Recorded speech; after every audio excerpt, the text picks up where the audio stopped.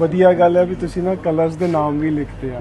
ਹਾਂਜੀ ਇੱਕ ਵਾਰੀ ਜਦੋਂ ਬੰਦਾ ਇੱਥੇ ਡਿਸਪਲੇ ਤੇ ਲਿਖਿਆ ਕਲਰ ਦਾ ਨਾਮ ਸੁਣ ਕੇ ਫਿਰ ਅਗਲੀ ਵਾਰ ਇਹਨੂੰ ਯਾਦ ਹੀ ਰਹਿੰਦਾ ਉਹਨੂੰ। ਹਾਂਜੀ ਹਾਂਜੀ ਨਹੀਂ ਤਾਂ ਜਿਵੇਂ ਦਾਲਾਂ ਦੇ ਯਾਦ ਨਹੀਂ ਨਾ ਰਹਿੰਦੇ, ਬਿਲਕੁਲ। ਰੰਗਾਂ ਨਾਲ ਯਾਦ। ਪਰ ਹਾਂਜੀ। ਤੁਸੀਂ ਆ ਬਹੁਤ ਈਜ਼ੀ ਕਰਤਾ।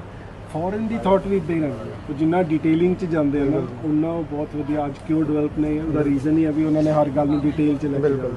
ਸੋ ਆਲ ਦ ਬੈਸਟ। ਔਰ ਬਹੁਤ ਖੁਸ਼ੀ ਹੋਈ ਤੁਸੀਂ ਮੈਨੂੰ ਇਸ ਕਾਬਿਲ ਸਮਝਿਆ ਵੀ ਮੈਂ ਤੁਹਾਡੇ ਸਟੋਰ 'ਚ ਆਇਆ। Thank you sir. ਬਹੁਤ ਵਧੀਆ ਲੱਗਿਆ। ਔਰ ਬਾਕੀ ਜਿਵੇਂ ਤੁਸੀਂ ਵੀ ਆਏ ਹੋ, ਚਲੋ ਯੂਥ ਨੂੰ ਤੁਸੀਂ ਮੋਟੀਵੇਟ ਕਰਦੇ ਹੋ ਨਾ ਇੱਕ ਐਜ਼ ਅ ਸੈਲੀਬ੍ਰਿਟੀ।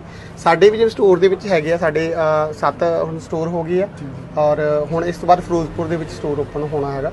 ਮਤਲਬ ਸਾਰਾ ਯੂਥ ਹੈਗਾ, ਮਤਲਬ 25 ਤੋਂ ਲੈ ਕੇ 30 ਸਾਲ ਦੀ ਏਜ ਤੱਕ ਨਹੀਂ, ਸਾਰੇ ਜਿੰਨੇ ਵੀ ਮੈਨੇਜਰ ਨੇ, ਭਾਵੇਂ ਅਸਿਸਟੈਂਟ ਮੈਨੇਜਰ ਹੈ, ਭਾਵੇਂ ਸਾਡੇ ਕੋਲੇ ਸੇਲਸ ਬॉय ਨੇ ਜਾਂ ਜੋ ਵੀ EMPLOYEES ਹੈਗੇ ਨੇ, ਮਤਲਬ ਉਹ ਯੰਗ ਨੇ। ਔਰ ਯੂਥ ਜਿਹੜਾ ਹੈਗਾ ਨਾ ਕੁਝ ਨਵਾਂ ਕਰਨ ਦੀ ਕੋਸ਼ਿਸ਼ ਕਰਦਾ ਹੈਗਾ ਨਾ, ਕਿ ਹੁਣ ਇੰਡੀਆ ਦੇ ਵਿੱਚ ਸਟਾਰਟਅਪ ਦੀ ਇੱਕ ਵੇਵ ਆਈ ਹੈਗੀ ਹੈ ਜੋ ਪਹਿਲਾਂ ਹੈਗਾ ਸੀਗਾ।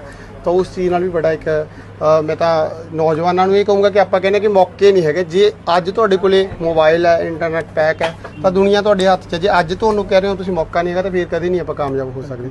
ਤਾਂ ਉਹ ਚੀਜ਼ ਲਗਭਗ ਮੈਂ ਤਾਂ ਯੂਥ ਨੂੰ ਇਹੀ ਕਹਿਣਾ ਚਾਹੂੰਗਾ ਕਿ ਤੁਸੀਂ ਕੁਝ ਨਵਾਂ ਕਰੋ, ਡਿਫਰੈਂਟ ਕਰੋਗੇ ਤਾਂ ਜ਼ਰੂਰ ਤੁਹਾਨੂੰ ਕਾਮਯਾਬੀ ਮਿਲੇਗੀ। ਬਹੁਤ ਮੈਂ ਤਾਂ ਚਾਹੂੰਗਾ ਵੀ ਇਹ ਆਊਟਲੈਟ ਹਾਲੇ 7 ਹੋਏ ਆ, ਮੈਂ ਇੰਨੀ 700 ਦੇਖਣਾ ਚਾਹੁੰਦਾ ਜੀ ਬਿਲਕੁਲ। ਮਹਾਰਾਜ ਕਰੇ ਇਦਾਂ, ਕਿਉਂਕਿ ਇੱਕ ਤਾਂ ਇਹਦੇ ਨਾਲ ਤੁਸੀਂ ਧਰਮ ਨਾਲ ਜੁੜਦੇ ਹੋ।